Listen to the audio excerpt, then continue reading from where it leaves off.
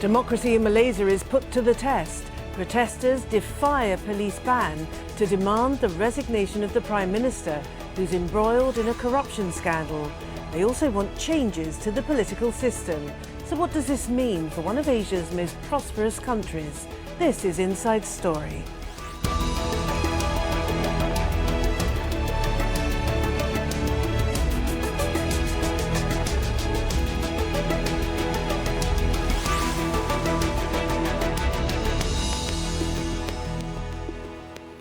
Hello and welcome to the programme. I'm Martine Dennis. Now, thousands of people in Malaysia have defied a police ban to protest against the Prime Minister.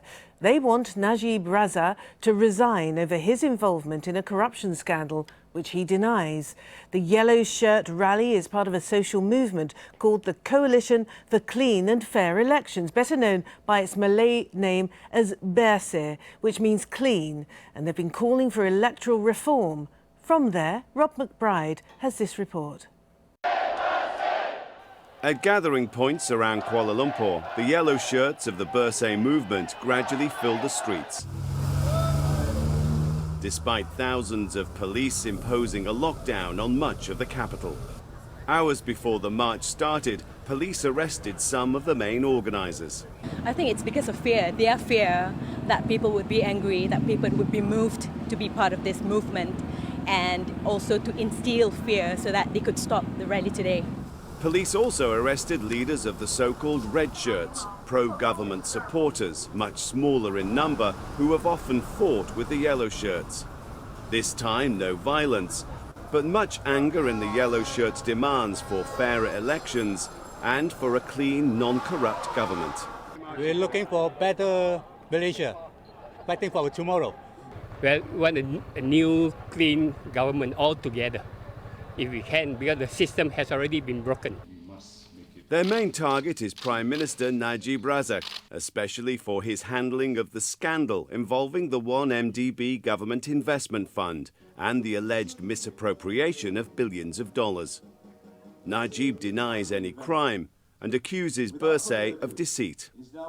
What angers many of these protesters is the way that Najib has been able to strengthen his position in the past year, in spite of all of the scandals swirling around him, dealing not only with opponents in his own administration, but, according to his critics, using the law to stifle dissent elsewhere.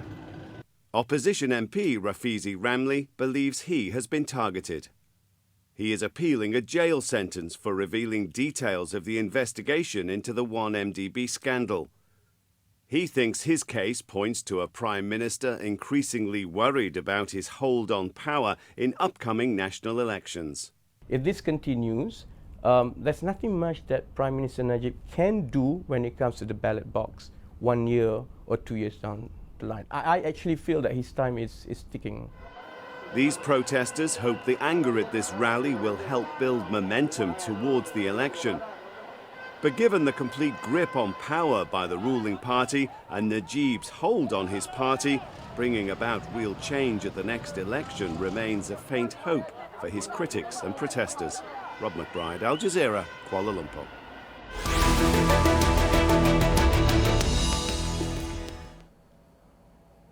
Well, one of the Prime Minister's fiercest opponents, spearheading calls for his resignation, has this to say. I hope that all Malaysians will join this demonstration by Bersih to try and find a way to fix this country by changing the government that isn't led by someone who has lost so much money and who has been accused of wrongdoing by the whole world.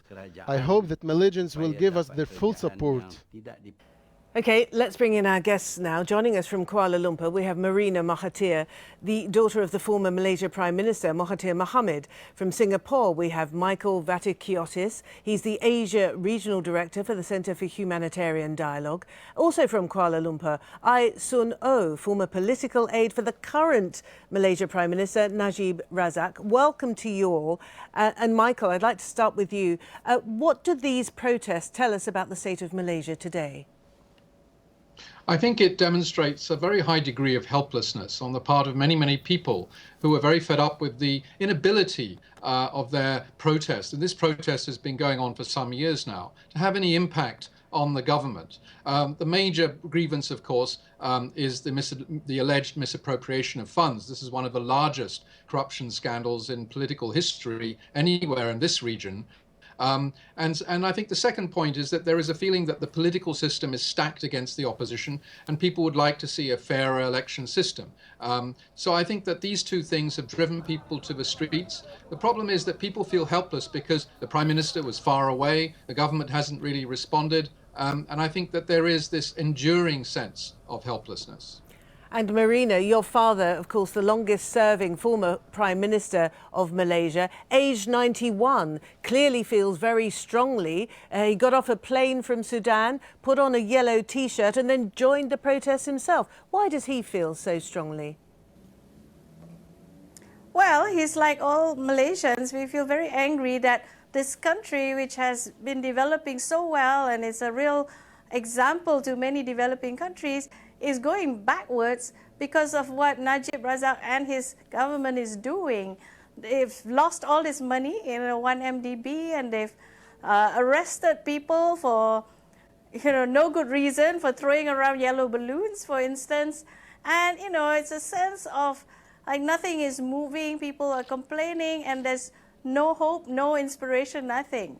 So he's just like everyone else. He's just angry about the whole situation. But Mr Mahathir himself, of course, could be accused of hypocrisy. When he was in office, he closed down the political space. Many people say he would not have countenanced these great protests, this great outpouring of passion on the streets of the country. And he himself has admitted that there was corruption while on his watch. Well, not as big as this. I mean, whatever it was, you can say about him, he never had investigations against him going on in several different countries, like Najib has now. So the thing is, I think people are very happy to see him out there. They find it inspiring that a 91-year-old can still feel so passionately about these issues, and they want to move on and do something about the situation now, because we are living in it now. So, no point in thinking about the past. Let's just deal with what's happening now.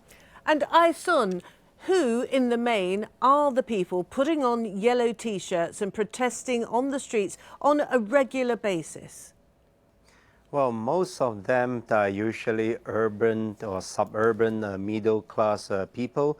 They have, shall we say, a higher education level than perhaps the more urban population of Malaysia, and therefore higher level of awareness as to what's going on both within the country as well as internationally. I think the movement has evolved from initially demanding merely clean and untempered election to now, on top of that, also, for example, the resignation of Mr. Najib for allegedly the 1MDB's scandals and so on. But I heard throughout this program and others words such as impervious, such as helplessness, such as being stacked against, and so on. And indeed, I think a lot of these people, when they feel that it's sort of futile, it's sort of a sense of futility sets in and so on, and they become disheartened. That's why you see the numbers, it's sort of dwindling as the Bersih movement goes on. OK then, Michael, so how representative would you say are these people? This is the urban elite by the sounds of it.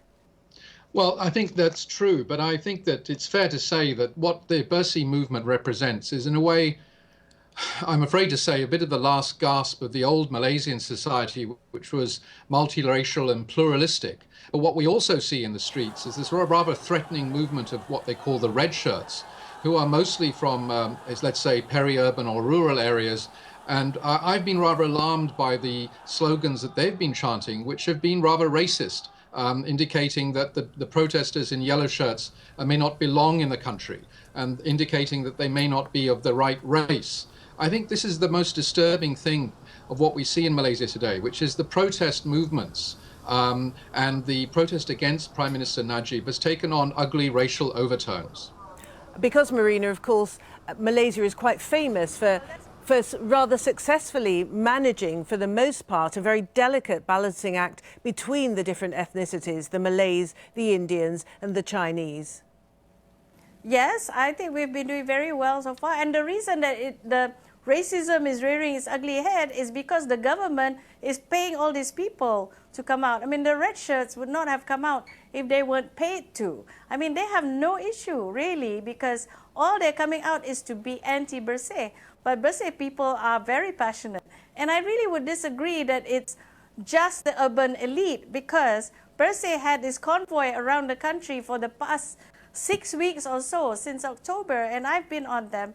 And really, people out there in the rural areas, they understand very well what Bersih is all about, what Bersih wants. And they may not have been able to come because they were stopped. There were buses that were being stopped in Penang and elsewhere, but the heart is still here. And a lot of these people here made their own way. We all came voluntarily. We bought our own T-shirts, not like these red shirts who were paid to come and who were given free T-shirts. All right, Aisan, you know the current Prime Minister personally. You've worked with him.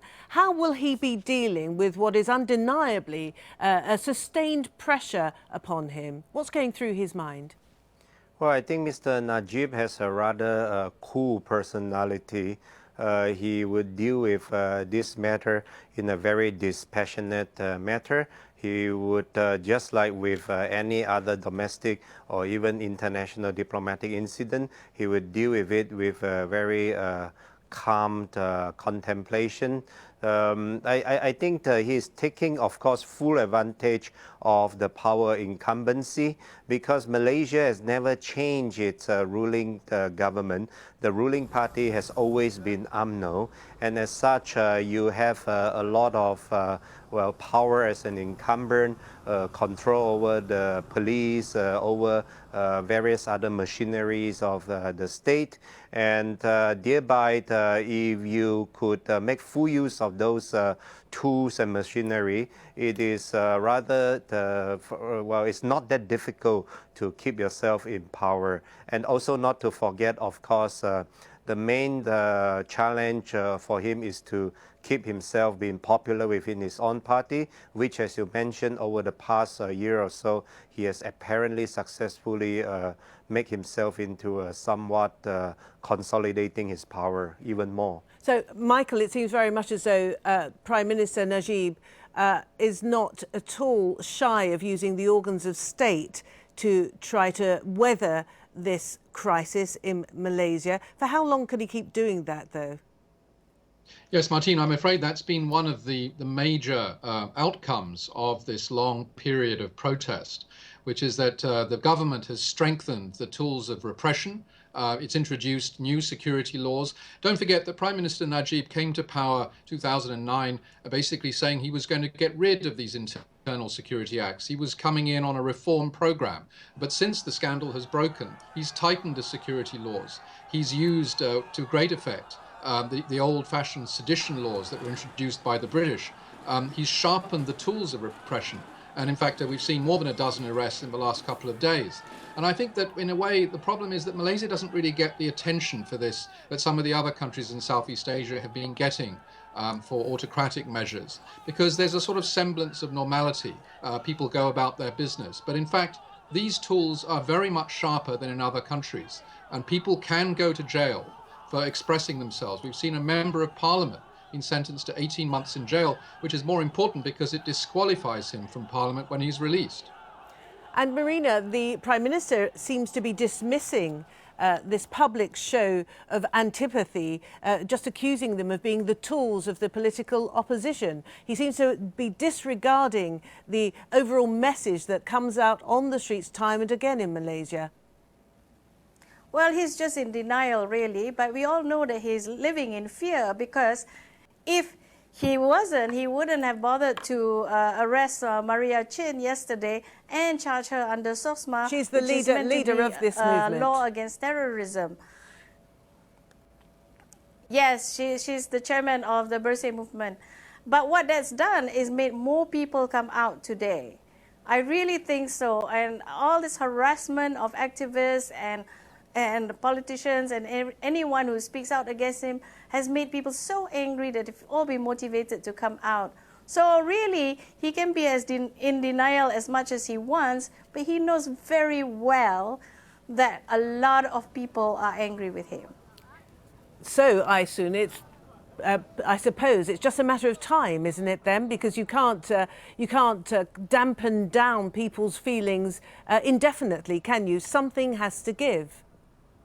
Well, in this country, it's not exactly like many other countries, which is at the verge of, for example, very desperate bankruptcy and so on. The thing is, this country also has a sizable middle class and so on, which tends to, for example, as we also mentioned before, sometimes they take a rather short span of time to sort of forget certain things, and for them, if they could make a living out of their current situation, they would do so. This passion for politics, for change, for reform, as you would see, for example, in some other countries whereby the population is much poorer, where there's abject poverty and so on, people have nothing to lose. People go to the street, they will ram the barricade, they will rather die rather than living a miserable life. Whereas here, people have to, for example, after the protest, they have to pick up their kids from, for example, tuition schools and so on. So it's a very different type of scenario. And unfortunately, as we have that kind of, as I, very roughly mentioned, middle class type of protest, it sometimes wouldn't amount to much. The desperate, sort of feeling is simply not there. So, Michael, it sounds very much as though the protests have not reached critical mass. Tell us a little bit more about one of the other main demands by the protests, in fact, how the protests first evolved, and that was for electoral reform. Now, what exactly do they want, and why do they think that elections in Malaysia are not a fair representation of popular will? Well, on the one hand, the elections do proceed smoothly. I mean, time and time again, elections are held both at the national level and by-elections for state assemblies and national seats in parliament, and it's a fairly open system. The problem is that if we saw in the election before last, that the last general election, the government almost lost the popular vote, particularly on the main peninsula of Malaysia. In fact, they did lose the popular vote. And I think this showed that the government has all the cards in its favor. It can use the redrawing of constituencies. It can balance the seats in East Malaysia against the seats in the Malaysian peninsula. And it won, although its majority has been much reduced in recent years, it's no longer a two-thirds majority. The fact is that people feel that their vote doesn't really count anymore because of the system that allows people to stack up seats in parliament using the almost gerrymandering techniques to redraw constituencies and adjust the vote in their favor. And Marina, going back to your father, because he's been such an incredible force on the country, he's now calling for a referendum for people to vote on the rule of Prime Minister Najib. But does he feel any sense of responsibility for having created the system, the machinery, which Prime Minister Najib is now using to good effect, it would appear, to keep himself in power?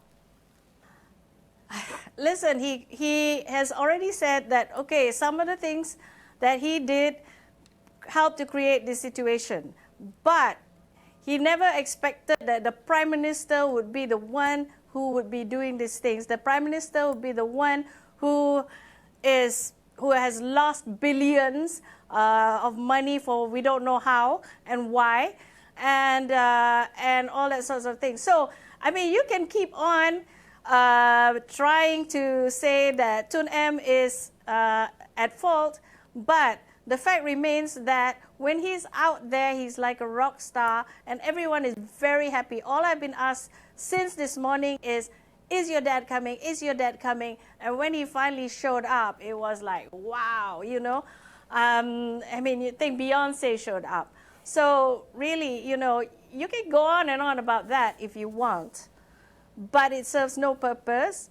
And most Malaysians I get everyone saying we are praying for his health and his safety because we need him. We still need him. And he might not be Prime Minister anymore. He doesn't want to be Prime Minister anymore. But he is inspiring a lot of people. They all see that if a 91-year-old can go out there at Bersih, brave the heat and the rain and everything, we can too.